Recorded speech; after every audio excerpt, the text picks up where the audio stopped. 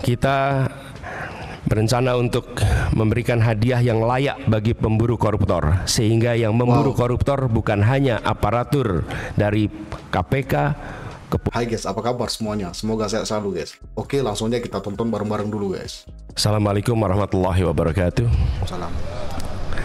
Selamat malam, salam sejahtera untuk semuanya. Yang kami hormati Ketua KPK Bapak Nawawi Pomolango dan seluruh pimpinan KPK, Ketua KPU yang saya hormati, Ketua Bawaslu, Ketua DKPP yang kami hormati, Kapolri atau yang mewakili, Jaksa Agung atau yang mewakili, yang kami hormati pasangan calon nomor 02 Bapak Prabowo Subianto, Bapak Gibran Rakabuming Raka, dan pasangan calon nomor urut 3 Bapak Ganjar Pranowo dan Bapak Mahfud MD, dan seluruh pimpinan partai, perwakilan partai pengusung, dan hadirin sekalian. Izinkan kami merespon apa yang tadi disampaikan oleh KPK. Kami melihat persoalan yang sama seperti tadi dipaparkan, bahwa komitmen untuk memberantas korupsi harus mulai dari puncak, dari yang paling atas. Dan kita menyadari Indonesia seperti yang disampaikan didirikan oleh orang-orang yang berintegritas. Dan contoh-contoh seperti Muhammad Hatta, Hugeng, Baharudin Lopa, dan akhir-akhir kemarin adalah Pak Artijo Alkostar adalah contoh pribadi-pribadi berintegritas yang saya rasa harus kita kembalikan lagi di Republik ini. Ini persoalan yang amat serius, yang tidak boleh kita anggap enteng dan sederhana. Tadi disampaikan tentang Corruption Perception Index yang menurun, SPI, IPAK yang tadi ditunjukkan. Kami melihat ada problem yang amat serius di dalam kepercayaan publik terhadap pemberantasan korupsi. Yang itu juga tercermin. Bulan lalu ada survei CSIS terhadap lembaga-lembaga pemerintahan, dan di antara lembaga pemerintahan paling rendah kepercayaan adalah DPR, dan di atas DPR adalah KPK. Justru KPK bukan lembaga yang paling dipercaya, tapi termasuk lembaga yang paling rendah kepercayaannya. Karena itu kami ke depan berkomitmen untuk bisa melaksanakan beberapa hal. Pertama adalah mengembalikan kepercayaan publik, mengembalikan KPK menjadi institusi yang memiliki kekuatan dan memiliki kemampuan untuk menindak seluruh tindakan pelanggaran korupsi. Dan ini dari aspek apa? Satu, undang-undangnya. Kita ingin mengembalikan agar KPK berwibawa lagi secara legal seperti dulu. Dan ini artinya merevisi undang-undang KPK. Kami ingin agar revisi ini akan bisa mengembalikan KPK kepada posisi yang kuat. Yang kedua adalah standar etika yang tinggi di tubuh KPK. Kita ingat era di mana KPK datang di sebuah tempat, tidak mau ikut makan, tidak mau ikut kegiatan-kegiatan yang didanai di luar KPK. Standar yang tinggi itu harus dikembalikan di KPK, sehingga bukan saja undang-undangnya memberikan kekuatan dan kemandirian, tapi juga di dalamnya baik pimpinan maupun seluruh staf bekerja dengan kode etik yang amat tinggi. Yang ketiga adalah rekrutmen. Rekrutmen di KPK kita perbaiki sama-sama seperti tadi disampaikan yang diusulkan oleh Presiden di tingkat pimpinan maupun rekrutmen staf. Bukan sekedar mencari pekerjaan, tapi menjadi tempat untuk memberantas korupsi. Ini hal pertama yang kami ingin lakukan. Yang kedua adalah seperti katakan tadi, optimalisasi LHKPN. Dan kami setuju, bila tidak itu dilaksanakan maka bisa dilakukan demosi, bahkan reposisi atau sanksi yang lain. Lalu kami melihat perlunya kita menuntaskan undang-undang atau RUU perampasan aset. Koruptor harus dimiskinkan, tidak ada pilihan lain. Ini adalah hukuman yang harus diberikan. Yang berikutnya adalah kami ingin mendorong konsep illicit enrichment dan trading in influence. Sesuai dengan UNCAC, yang harapannya nanti akan menjadi arus utama dalam pemberantasan korupsi. Lalu yang tidak kalah penting, kami berencana untuk mendorong pengesahan RUU pendanaan politik, karena salah satu problem utama adalah justru karena proses politik, pelibatan baik itu kegiatan partai politik, kegiatan kampanye yang tidak memberikan ruang yang cukup untuk pendanaan dari negara dan publik menjadi salah satu sumber korupsi yang terjadi di Republik ini.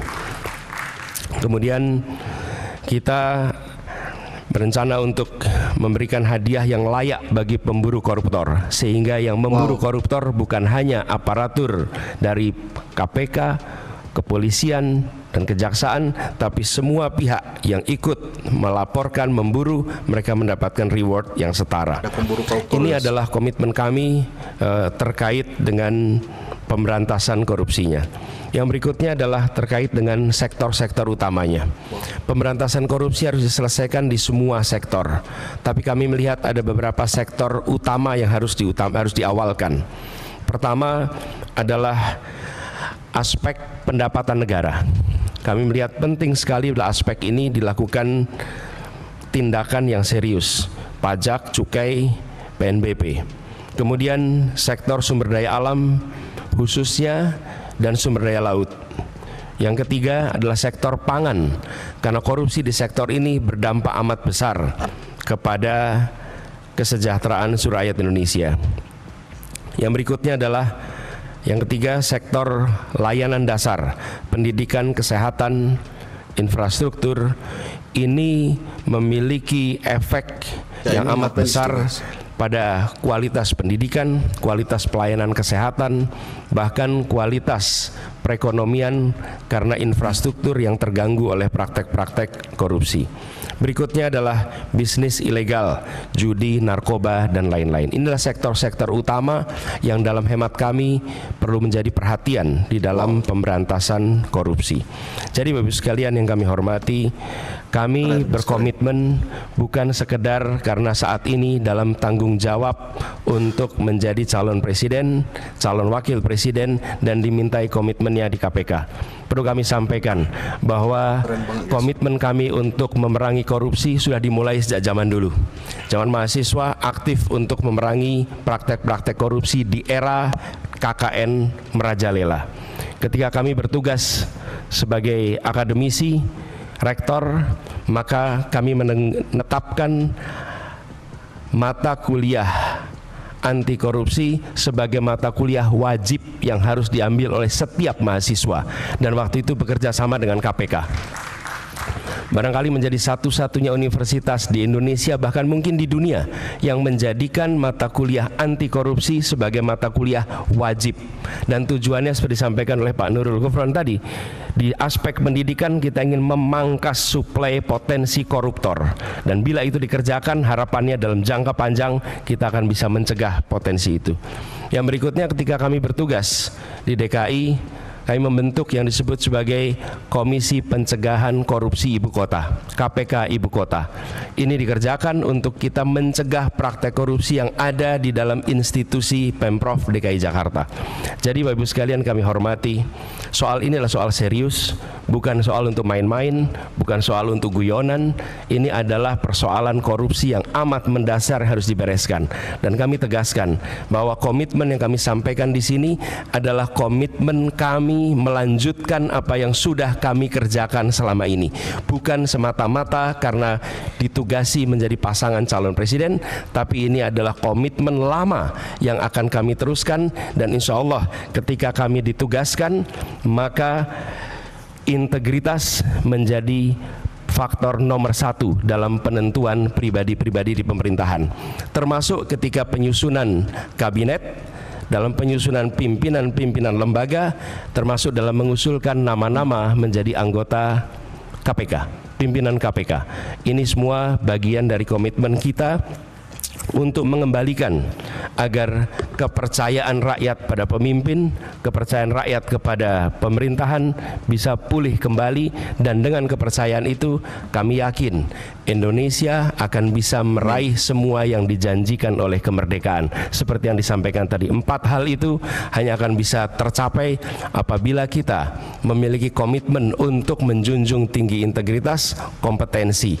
Dan inilah komitmen yang kami berikan kepada seluruh rakyat Indonesia melalui forum yang terhormat pada malam hari ini. Terima kasih. Assalamualaikum warahmatullahi wabarakatuh. Terima kasih Bapak.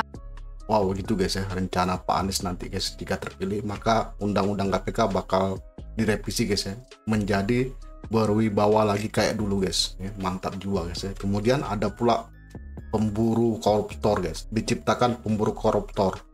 Pemburu mana yang dapat koruptor, dia bakal mendapat bounty guys ya, dapat hadiah guys. Ini mantap juga nih guys. Jadi nanti guys sedikit demi sedikit yang koruptor tuh punah guys ya, karena selain diburu dimiskinkan lagi guys ya.